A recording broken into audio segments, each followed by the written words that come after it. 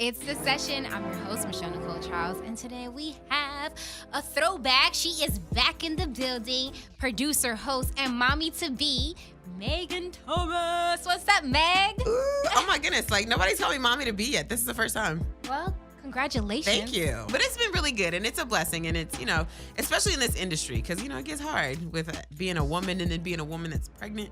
Absolutely. Absolutely. And that's what today's topic is all about. For some odd reason, people tend to think once you're pregnant that you are enabled, you can't do nothing. And Right. that's a lie because, like I told you, Cardi B, Beyonce is out here, you know what I'm Thank saying? They you. was out there doing their thing. Yes. That didn't stop them. I think one of the things that we as women, especially in this age range, in this, millennials especially, we tend to look at having kids as like a burden. And the sad part about that is that kids are such a blessing and they're such a reward when you think about what it takes for a life to go from a sperm to an egg Right. to an embryo to a fetus to a baby to now a live, living, kicking human being. Like, there's a lot of stuff that could go wrong. So, it's a blessing to be able to go through that and continue life on this earth. But, we got to stop looking at it like it's a bad thing. Right. Like, our careers are going to be there. And if anything, I think it pushes you harder because look how much work Cardi B has accomplished.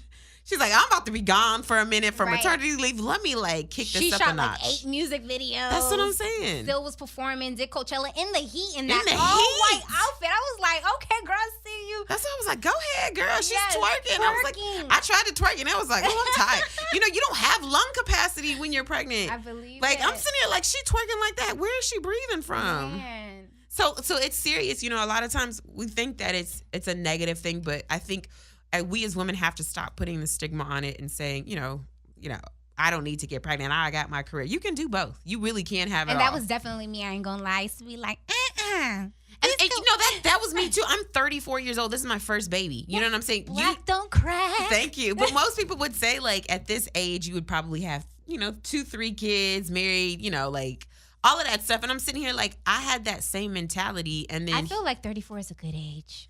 I mean, it is nowadays, but you don't want to wait too late because 35 is when the doctors consider you high risk. Yeah. And then the chances for abnormalities and stuff like that goes up exponentially. So it's better if you get pregnant earlier. Okay. Our bodies were made to, but Halle Berry had her baby at 45. Girl, Janet Jackson 50. See what I'm You know what I'm saying? saying? Yeah. But when you get up to that age, you better have some good money because Seriously. to make sure your baby's okay, it's going to take a whole lot of work. That is true. That is true.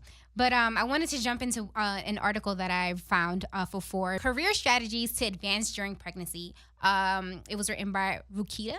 I hope I said your name right. Girl, these names. Okay. Do you have any baby names, speaking of names, in mind? I do. So the baby's name is going to be an M. Okay. Okay, Michelle. For mommy and daddy, both of our names are M's. But he doesn't like my names. And he hasn't given me names yet. So well, just know my mom is over here throwing ugly names at me. It's ugly Bible names. She's like, John Mark. I was like, what is that's not even an M name. She said Solomon. I'm like, Mom, get out of my face, please. That is so And then she's like, Magdalene. Like, she told me Magdalene, and she was like, she said something ugly. I don't know. My mama just said a bunch of ugly names in a row. She just going through the Bible I closing her know. eyes and just putting her hand on. When I was reading the article, what did you get from it? I was just like, damn, there's so many rules. I was like, damn, shit. I mean, it's already hard enough to be pregnant, but now Right. you have to announce to your job or Right. And I went through that as well because I'm in a male dominated industry, working at AllDefDigital. It's been a great blessing. I love it. I love my job, but I also know okay, I'm also one of the only few women that works there. There's not a lot of women that work there, and it's, so now it's like, okay, what do I do? Because it's not like the precedent has been set, because technically my company's still a startup. So it's like, there's not been a lot of people pregnant. There's no Right. precedent for how this works. So I think I didn't say anything in the first trimester just because, it's safer not to. And then right after that, I told my manager, I told the CEO, I told the people who needed to know in charge first because I didn't want them to find out through the grapevine. Right. And then I decided to tell a couple of my coworkers, and then they were like, you got to tell the whole office. And then of course, because we create content on a daily basis, they were like, we're turning this into content.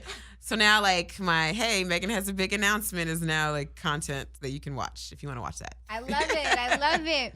What I did like from the articles was they were talking about, speak up for yourself and come up with a plan once you find out that, you're pregnant and you're still working. Right. Did they come up with a plan? Do you guys have a plan that you come in place? Yeah, for sure. And I think because I'm the one that's leaving, I think any pregnant woman should take the responsibility for that. Because number one, like if you love your job and you want to continue to do what you do once you come back from maternity leave, then you want to set your company up for the best success while you're gone. So I of course told them, okay, this is when I'm having my baby. This is what I will need when I'm gone. These are type of tasks that somebody needs to do while I'm gone. This is probably the best way to approach it. What do you guys think? That kind of thing. So everything's been set up. I think it's just a matter of just getting everybody ready for the day that I leave. Yeah. My girlfriend, she works for NBC and she has a pretty big position there, and she ended up getting pregnant too. As a shocker. She was like, "Oh shit, I'm pregnant. What am I gonna do?" So she ended up telling her higher ups as well. She took the same measurements that you did, and NBC has been around forever, obviously. So she said that they actually have someone specifically designed to help you come up with a plan if you're pregnant. Like, that's their job. Oh, nice. Isn't that dope? Right. That means, but wait, they must be having a lot of babies over there. What if you don't have a baby for a while? You just have in your office like, nobody's having a baby. But NBC's so huge, That's true, yeah. It's a huge network. So I'm pretty sure she's probably dealing with, or he, I don't know. I'm pretty sure it's just she, though. They're probably dealing with so many different departments and so many, you know what I mean? So, yeah, she was like, she had someone fill in for her position, and then she came back and didn't miss a beat. Like, they didn't get rid of her, because that's a lot of people's fear, too. They're like, yo, are they going to get rid of me? Like, well, if they get rid of you, you get a check, because they can't illegal, just, right? It's illegal. Yes. They can't just fire and be like, yeah, you were pregnant. Gotta let you go. Right. She said the hardest part, though, she was like, the hardest part wasn't telling them that I was pregnant. The hardest part was coming back from maternity leave. Yeah, and that's my biggest fear, is because I already know I'm gonna be like so attached to this little baby. I'm gonna be like, I don't want to come back, but I love what I do. Right. So it's okay.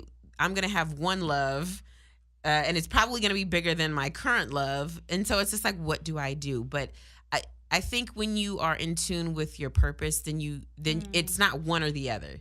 Like, it all will work out in conjunction some way or another. But I'm very confident I'm not going to have to pick, Right. No, good. That's a good thing. That's great. And another thing, like I pointed out, she was saying, like, in the article, speak up for yourself. So, for example, let's say your job requires traveling or having to go to a conference or something like that. She was basically saying, like, don't be quiet and be like, well, I'm pregnant, so let me just not go. Like, mention, like, yo, I'm looking forward to going to the conference still. Like, let them know what it is that you want. Right. You know what I mean? Right. So that's another thing. Like, don't shy away from the things that you would typically do when you're not pregnant, Right. And then another thing that I don't know if that I read in an article, I don't know if I agree with it. She was saying to be mindful of how often you talk about your pregnancy. Do you talk about your pregnancy often?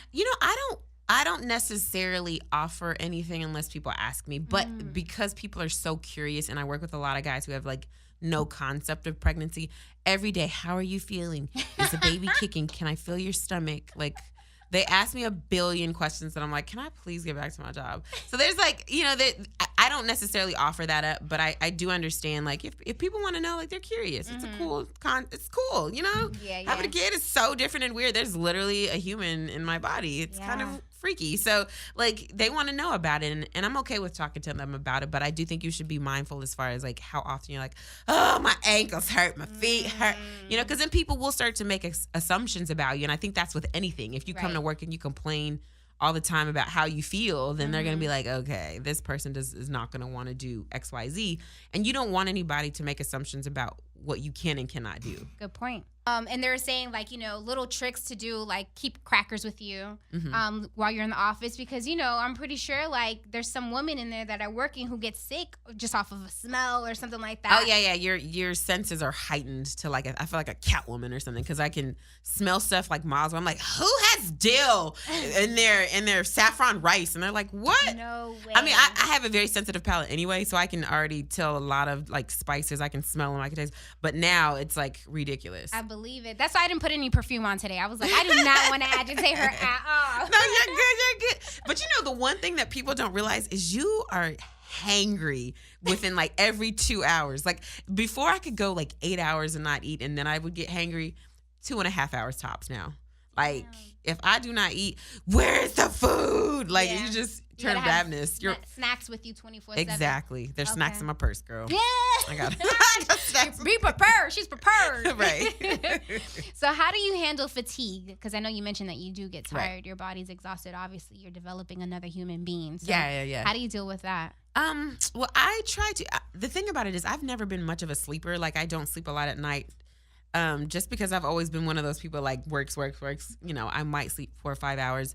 I haven't been sleeping the 8 recommended hours that they tell you, but I've been sleeping more. And I've been sleeping more. I'm getting better at that. But I will say you do need to start to clear stuff out of your life. And I think having this baby has made me realize what's important. And so, you know, from the time that I found out until now, which is 5.5 months, I've really cut back on a lot of my extracurricular activities. I'm always one to say, yes, I'll do this. Yes, I'll help here. Where do you need me? Like, you know, and I keep myself busy. I've always been like that. But with this baby, I'm like, nah, I'm going home. Like, I'm tired. I'm like, wait, can you come here? No, I can't. And if you need me to come, I'll be there 30 minutes tops. Like, you learn to listen to your body. So I've started to get more sleep than usual. Like what I eat is a lot cleaner now because I'm eating for 2. Yeah. So yeah, you start to make little adjustments here and there, especially and the energy's been pretty good because of what I've been eating. So. That's awesome. Okay, so when you first found out, immediately you were just like, yo, I know I'm going to be good with work. I'm going to continue doing what I'm doing. Like, you didn't have any, like, anxiety or anything? It was completely the opposite. Okay. Because this being new territory, I was like, I don't even know how this works. Like, do I get paid when I leave? Is it unpaid? How long can I leave? Am I going to be sick? Is this baby going to be okay? You know, is this baby going to have issues and abnormalities? Like, I don't know.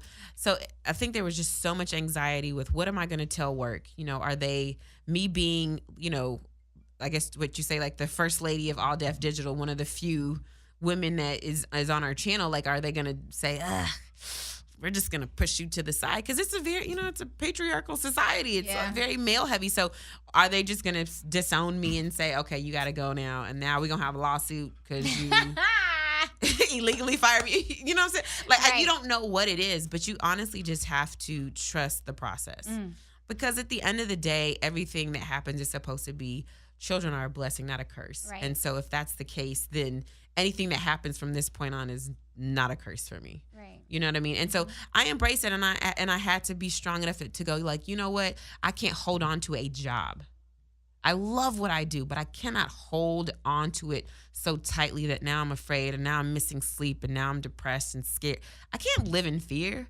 So at the end of the day, let's say that I no longer can work at my job, I have to work somewhere else, like, I'll be fine. I have skills. They are transferable. I am employable. Like, come on, we got to be positive about ourselves, you know? Yeah, I love that. I love that you're saying all this because, you know, I've had many conversations with women who fear of getting pregnant because it's going to mess up their career. But I also have girlfriends who make it happen. I'm like, okay, this is possible. Because like I mentioned earlier, like, I was that person. I was like, until I got X amount of dollars in my account and I am in this position, that's when it's gonna happen. But I'm not God. I don't even got a man yet. Like, what's that? And that's what I'm saying. You never know. Like, you never know. And one of my good friends, same way. She's got a few kids now, but at the time she was just like, you know, I'm an actress and I don't know how this is gonna affect. I don't have that much money. Now this girl is like a huge mommy blogger. Yes. She's like flown everywhere to speak at conferences. She's on like a Bravo like a Bravo like she's on a bunch. She's a series regular on Fox. And I'm like, girl, and she's done this with 3 kids, mind you. When she didn't have any, she was just like, ooh, I don't know how this is gonna work. Wow. You know, so you just don't know what's in store for you. And she's like, my life is so much more full and so much better with these children and the things I've been able to accomplish. You know, I'm a mommy blogger. She's like, I never had a desire to do that. She's like a huge mommy blogger. Wow. It's amazing. Look what came from that. See, that's what I'm saying. You never know. Don't ever discount your blessings as a curse because you don't know what's in store for you. Absolutely. So do you have any tips or advice to, you know, any young mamas to be? You know what? I really just enjoy it. Enjoy the process. Because I think at the very beginning, I was a nervous wreck because I just didn't know what to expect. Right. Like, that's natural, though. Is the baby going to be okay? Am I going to be a good mom? You know, Like, am I going to have a job? Will I be able to work? Like, all these things run through your head. Can I afford this? Like, all of this. And then you realize, like, okay, I've spent all these months worried about stuff that, what did I do? Because all of those questions still didn't get answered. So instead of worrying about it, just trust the process, enjoy it, smile and laugh every day and try to, learn something new about yourself and about this baby, because this is a miracle. There are people out there who are trying very hard to have a baby. Yeah. There are a lot of people out there who don't get this opportunity, and you get to be a mom. Like, that is the most thankless, selfless, amazing, most rewarding job ever. Ever. In life, nobody will say, like, my job's better. There's literally nothing else. Even women who don't have children will say the same thing. They're like, that's probably the most rewarding thing. Like, it's the best job you can ever have. So just enjoy it. Your baby will give you the answers you need. That's what I keep telling myself, because Lord knows I still have questions. But we're just going to wait till this baby comes and we'll just learn together. Right. Wow, that's awesome. Oh, my goodness, you're going to be a mommy. I know. And as I've been sitting here, this baby has just been like it's weird. It's like it's like, like when you got the bubble guts? Yes. But then eventually you fart. Like, it's no farting. It's just the bubble guts part. Because at first I was like, I think I just started to feel the baby a couple of weeks ago. And I really was just like, I think I got gas. You know how you brace yourself a little bit, like, not to fart. And then it never came. And it kept having that. And I was like, what is this? So I looked it up. I was like, I think I'm feeling the baby. So ever since then, I've been like, geez, this is getting intense. The baby is active. Just active. Thank you, Lord. Yes, hallelujah. Well, I want to thank you so much for taking the time out of your day and coming here. And I wish you a healthy delivery. Thank you. And a healthy, beautiful baby. Thank you. And you are going to be in a whole new journey, a whole new chapter in life, which is super exciting. Thank you. And I'm super excited for you. Congratulations once again. Thank you. Now, you have to bring me back in like a year, because I might be like, girl. No, I will. I'm like, okay, so how is it working while the child is here now? I might have to bring the child with me, because Lord knows, I'm not about to afford child care tonight. I got to bring this baby. No, but for sure, I'll definitely come back. But how can we find you on social media? Hit me up at Meg Scoop, like Scoop of Ice Cream, on Facebook, Instagram, Twitter, everywhere. Yes. All right, make sure you follow It's a Session at its_the session. Feel free to follow me as well, Michelle Nicole, MICHE11ENICOLE. Catch you guys next time.